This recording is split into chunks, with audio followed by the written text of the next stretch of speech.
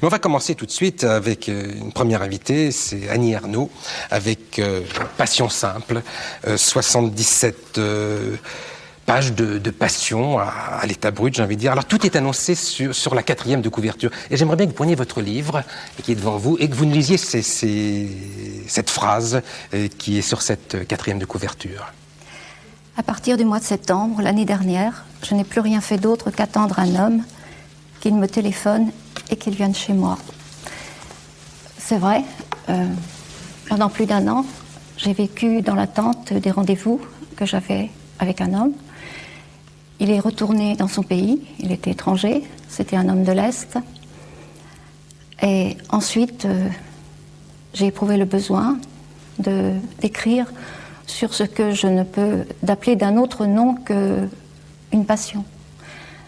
J'ai essayé de dire, au fond, qu'est-ce que c'est qu'aimer un homme, mais d'une manière extrêmement précise, très concrète, et de la manière la plus nue aussi, en recherchant donc tous les signes, tous les détails. Par exemple, ne pas faire de bruit pour bien entendre le téléphone, ne pas faire marcher le sèche-cheveux, de rechercher les livres qui parlent d'histoire qui me semblent semblables à la mienne, toutes sortes donc de choses très très concrètes, parce que où est la passion? Elle est là-dedans, dans ces choses-là, et bien entendu dans l'attente. Oui, c'est vraiment, j'ai envie de dire, vous exposez plus que vous n'expliquez la passion. C'est un inventaire de la passion. Voilà, c'est un tableau, un inventaire, c'est un inventaire. Ça n'est pas un récit de la rencontre, tout ce qu'on pourrait attendre, que je n'ai pas raconté. C'est un exposé fait, cela j'y tenais beaucoup, sans honte, ni culpabilité, c'est-à-dire comme je l'avais vécu. Oui. Et vous dites tout. Je veux dire, quand je dis vous dites tout, c'est pour certains, ça paraîtra peut-être cru. Moi, c'est un livre, je dis rarement, c'est un livre que j'ai adoré, que j'ai trouvé à la fois éblouissant et extrêmement surprenant. Mais en même temps, Passion simple, dès que j'ai reçu le livre, je me dis quel drôle de titre, parce que c'est un titre totalement paradoxal. Une passion n'est pas simple. Ou alors, qu'est-ce que cette passion? Simple parce que le livre ne parle que de ça. Il n'y a pas d'avant. Je ne raconte rien de ma vie avant, ni de la vie de cet homme.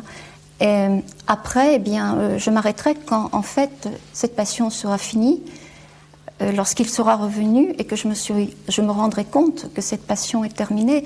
Mais en même temps, je m'apercevrai que ça a été une chose tout à fait magnifique. Et simple parce que j'ai voulu aussi l'écrire d'une manière dépouillée, sans lyrisme, telle que, je crois, pour moi, on vit les choses. On vit les choses d'une manière...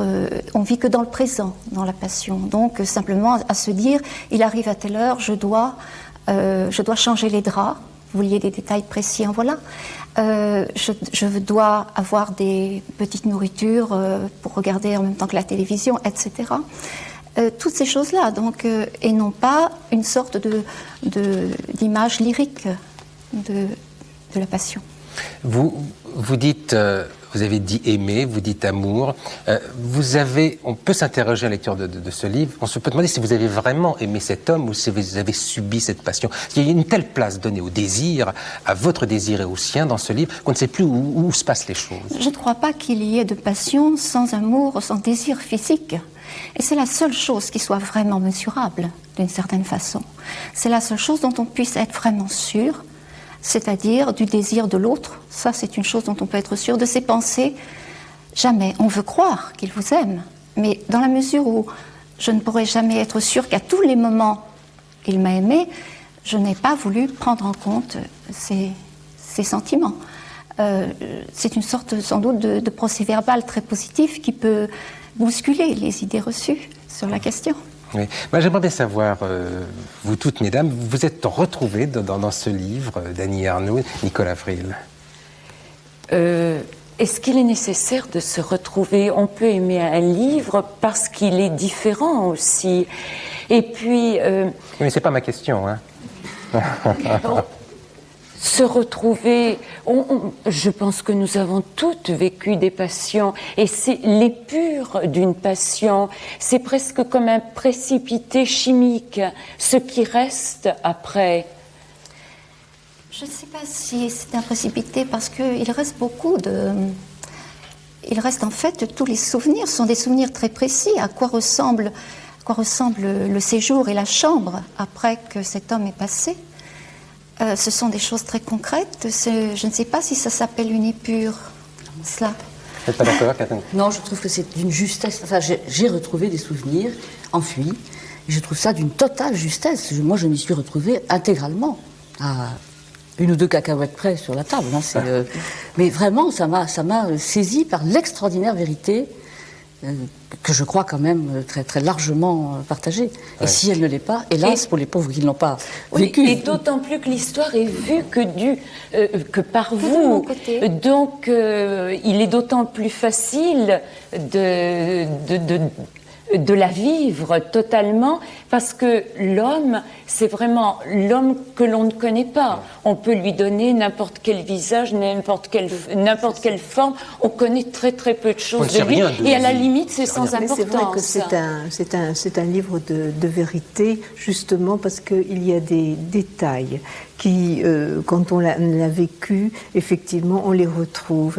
Et non seulement on retrouve ce que l'on a pu ressentir, mais quand on a eu des confidences de femmes, et même sans faire des enquêtes, nous avons toutes des amies qui ont vécu des passions, eh bien c'est tout à fait ça. Vous disiez, on ne met pas le sèche-cheveux. Moi j'ai entendu dire, je ne mettais pas l'aspirateur, vous voyez, pour entendre le téléphone, et c'est la même chose. Vous dites très très justement, mais c'est vrai qu'il y a énormément de détails qui sont très vrais, qui sont très immédiats. Vous dites, je vis dans l'attente de deux bruits. C'est le bruit de l'arrivée de sa R25 et le bruit du départ. Donc on ferme le moteur et on l'allume. C'est-à-dire tout l'important se passe entre deux bruits. Le bruit de son moteur, la R25 quand elle arrive, et c'est évidemment l'irruption d'un temps qui n'est même pas mesurable, qui est un temps qui passe beaucoup trop vite. Et je me demande à chaque fois où est le présent. Et puis le bruit du départ, cette R25 qui s'en va, qui marque le signal d'un autre temps, lui aussi difficilement saisissable, mais qui est évidemment pas une douleur tout d'abord. Il y a tout ce temps de la torpeur ensuite, et puis, mais ensuite l'attente à nouveau. Donc c'est une attente continuelle.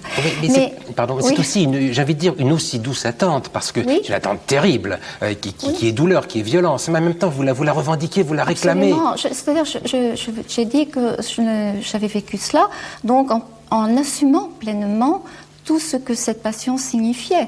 Il s'agit d'un homme marié, donc qui est peu libre, également donc soumis à des contraintes, et bien tout cela assumé dès le départ, ce qui permet de le vivre comme une expérience magnifique, et non pas que sous forme d'aliénation. Et je crois que ça change beaucoup les choses si on revendique vraiment de vivre cela.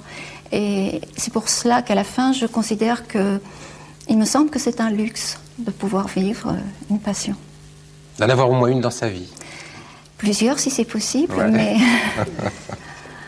Ce qui est important, je trouve, c'est que vous dites à la fin que quand on a vécu une passion, on a une très grande compréhension pour tous les êtres et pour tout. Et ça, je trouve que c'est essentiel. Ça m'a fait penser à une phrase. Un jour, Jean-Louis Curtis me disait « Je sais très bien faire la différence et très vite faire la différence entre un être qui a vécu une passion malheureuse, même malheureuse, et quelqu'un qui est passé qui a passé sa vie sans la connaître. C'est qu'il y en a un, le dernier peut être tout à fait charmant, mais ça reste un être léger, il lui manque une dimension. » Mais il y a cette phrase, effectivement, que vous évoquiez, enfin, je la réduis un peu, c'est un paragraphe. J'ai découvert de quoi on peut être capable, autant dire de tout, et c'est vrai que vous dites tout, et à son insu, donc cet homme de passage, cette attente, cet amant, à son insu, il m'a relié davantage au monde. Mais en même temps, c'est le temps aboli, mais c'est aussi l'orgueil aboli. Je ne sais pas si on peut parler d'orgueil, Pourquoi l'orgueil? Je veux dire... Je vais vous dire pourquoi. Parce qu'il y a un moment qui où cet homme a bu, il vous embrasse, vous vous définissez bien, il a une haleine, et vous dites « j'aime ça ». Et vous dites à ce moment-là, j'ai eu un moment, une envie d'abjection avec lui. D'être unie à lui dans un début d'abjection, Ouais. oui. Je crois que c'est ça la passion, c'est que rien ne vous répugne d'un être. Et je ne sais pas si c'est pas question d'orgueil. Par exemple, je dis à un moment que je lui écris des lettres qu'il déchire peut-être en partant de sa voiture sur l'autoroute. Mais ça peut être évidemment d'écrire des lettres que quelqu'un déchire, mais peut-être, je n'en suis pas certaine. Mais ce qui compte, c'est que moi, j'ai plaisir à écrire ces lettres. Il n'est pas question d'orgueil, je cherche d'abord ce plaisir-là. Alors, reste l'écriture, c'est un journal. Vous notiez... Non, ce n'est pas un journal. Non, vous n'avez pas noté, vous n'avez... Non. C'est revenu comme ça? Oui. Oui, c'est-à-dire que la première phrase est venue et ensuite tout le reste est venu, d'une certaine façon. Donc, c'est le souvenir souhaité, voulu, ressenti. Vous savez, on ne sait jamais comment on écrit. On ne se rappelle pas. Je ne peux pas vous dire comment ça s'est passé réellement. Oui. Je ne savais même pas ce que je faisais en continuant d'écrire.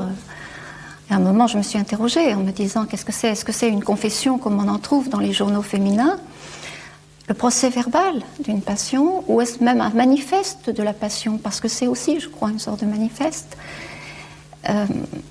Je ne savais pas, mais j'avais besoin de raconter tout cela, sans doute parce qu'il y a le désir obscur quand on a vécu quelque chose de très beau, que tout de même, dans l'achèvement, la vraie beauté, ça sera encore dans l'écriture peut-être, qu'il faut quelque chose de Et plus. vous soulignez bien qu'il y a deux temps, le temps de la passion et le temps de l'écriture. Oui. Donc c'est écrit après. Oui. Et ça ne peut pas être écrit comme un journal. Non.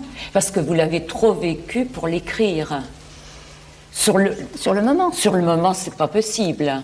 Je ne pense pas que j'aurais pu écrire ça sur le moment. Je n'aurais Bien pas pu sûr. écrire. En plus, j'ai employé l'imparfait. Tout à fait, c'est le temps de spontanément. l'éternité. C'est vrai que c'est Oui. l'imparfait, c'est un choix littéraire évident. C'était spontané au départ, mais ensuite je me suis aperçue qu'effectivement, l'imparfait, c'est éterniser les choses. Bien sûr. Alors, vous dites d'une phrase, et on va conclure comme ça, parce que bon, c'est 77 pages, il ne faut pas qu'on dise tout, parce que c'est un livre qu'il faut ouvrir et lire. Vous dites, je ne sais plus à quel moment dedans, vous dites, j'aurai un problème, un jour, il faudra que je parle de ce livre. Vous venez de l'écrire, vous dites, il faudra que j'en parle un jour à la télévision ou à la radio. Comment vous sentez, là? Eh bien, c'était très difficile avant. Ce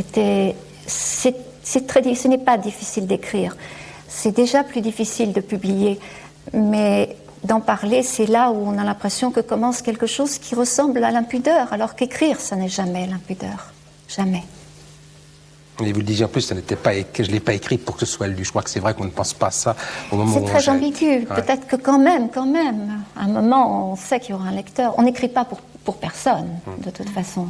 Peut-être que, d'abord, au départ, c'était cet homme qui était le destinataire du livre. L'a-t-il lu? Ceci concerne ma vie, je n'en parlerai pas. Très bien, merci Annie Ernaux. Alors,